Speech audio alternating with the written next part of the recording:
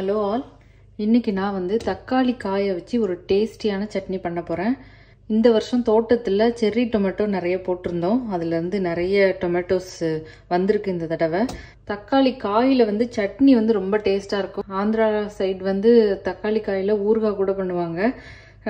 கூட்டு பண்ணும்போது இந்த மாதிரி பாதி காய் பாதி பழமாக இருக்கிறது எடுத்து நம்ம பண்ணோம், டேஸ்ட் நல்லாயிருக்கும். கடையில் வந்து பெரிய தக்காளி தான் கிடைக்கும், அதில் வந்து காய் தக்காளியாக பார்த்து நம்ம வாங்கிக்கலாம்.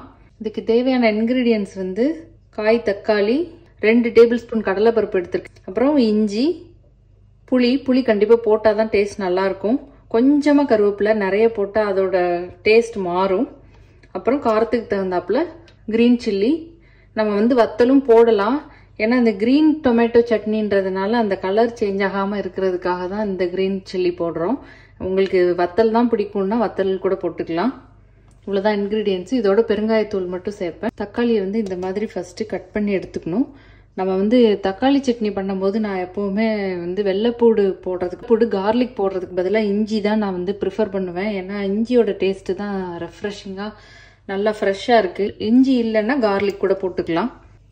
இப்போ கடாய் நல்லா சூடானதுக்கப்புறம் கொஞ்சம் ஆயில் விட்டு நம்ம கடலைப்பருப்பை மட்டும் நம்ம வறுத்து எடுத்துக்கணும். ஃபஸ்ட்டு கடலைப்பருப்பு பொரிய ஆரம்பிக்கும் போது பெருங்காயத்தூள் சேர்க்குறேன். நான் எப்போ கடலைப்பருப்பு யூஸ் பண்ணுறேனோ அப்போல்லாம் பெருங்காயத்தூள் சேர்ப்பேன்.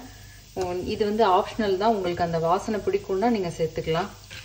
இந்த அளவுக்கு ப்ரௌன் ஆனால் போதும், ரொம்ப கருகி விட்டுறக்கூடாது. டேஸ்ட்டு வந்து அப்புறம் தக்காளியோட டேஸ்ட் வந்து கசந்துரும்.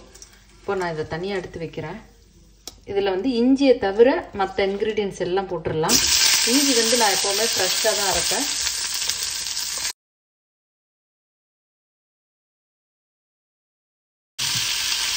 இப்போ சட்னிக்கு தேவையான அளவு சால்ட்டையும் சேர்த்துடலாம்.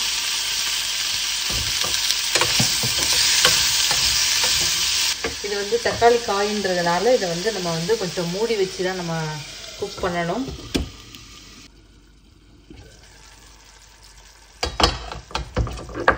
இப்போது தக்காளி காய் வந்து நல்லா குக் ஆகி சாஃப்ட் ஆயிடுச்சு. இது நல்லா ஆறுனதுக்கப்புறம் நம்ம மிக்சியில் போட்டு அரைச்சி எடுத்துக்கணும்.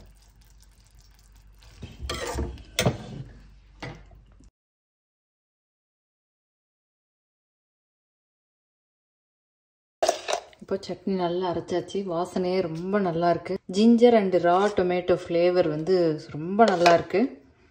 இந்த சட்னி வந்து இட்லி, தோசை, சப்பாத்திக்கு ரொம்ப நல்லா சாப்பிடுவாங்க. தாளிக்கணும்னு கூட அவசியம் இல்லை. பேச்சுலர்ஸு சமைக்க அவசரமாக குக் பண்ணுறவங்க அப்படியே செஞ்சு தாளிக்காமல் கூட சாப்பிடலாம், ரொம்ப நல்லாயிருக்கும். வித்தியாசமான சட்னி ஈஸியாக ரெடி ஆயிடுச்சு. நீங்களும் மறக்காமல் ட்ரை பண்ணி பாருங்கள். Thank you all.